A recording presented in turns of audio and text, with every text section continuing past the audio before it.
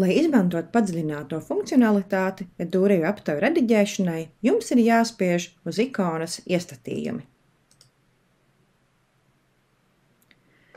Jautājumu loģika jums ļauj parādīt vai paslēpt atsevišķus jautājumus respondentiem, balstoties uz viņu iepriekš sniegtajām atbildēm. Apskatīsim piemēru, kur varētu izmantot jautājumu loģiku skolotāja labbūtības aptaujā. Piemēram, 2. jautājumā pedagogiem tiek prasīts, vai pēdējo 6 mēnešu laikā jūs esat apsvēris iespēju mainīt darba vietu uz citu izglītības iestādi. Savukārt 3. jautājumā tiek vaicāts, ja esat apsvēris ideju mainīt darba vietu, kādi būtu galvenie iemesli.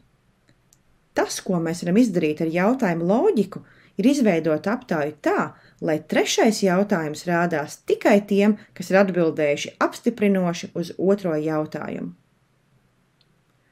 Lai to izdarītu, atvērsim 3. jautājumu un rediģēsim aptaujas loģiku.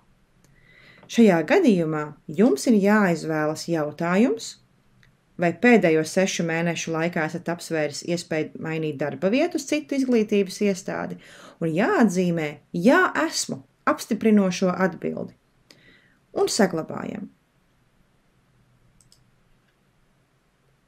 Un šajā gadījumā sistēma jums automātiski parādīs loģikas ikonu, norādot, ka šis jautājums tiks rādīts tikai tad, ja respondents būs atbildējis apstiprinoši "Jā, esmu" uz 2. jautājumu, vai pēdējo 6 mēnešu laikā jūs esat apsvēris iespēju mainīt darba vietu uz citu izglītības iestādi.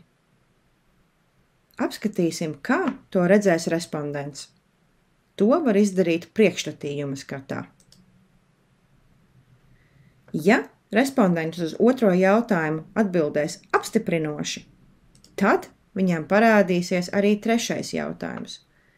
Savukārt, ja respondents atbildēs noliedzoši "Nē, neesmu", viņam uzreiz parādīsies 4. jautājums, izlaižot 3. jautājumu.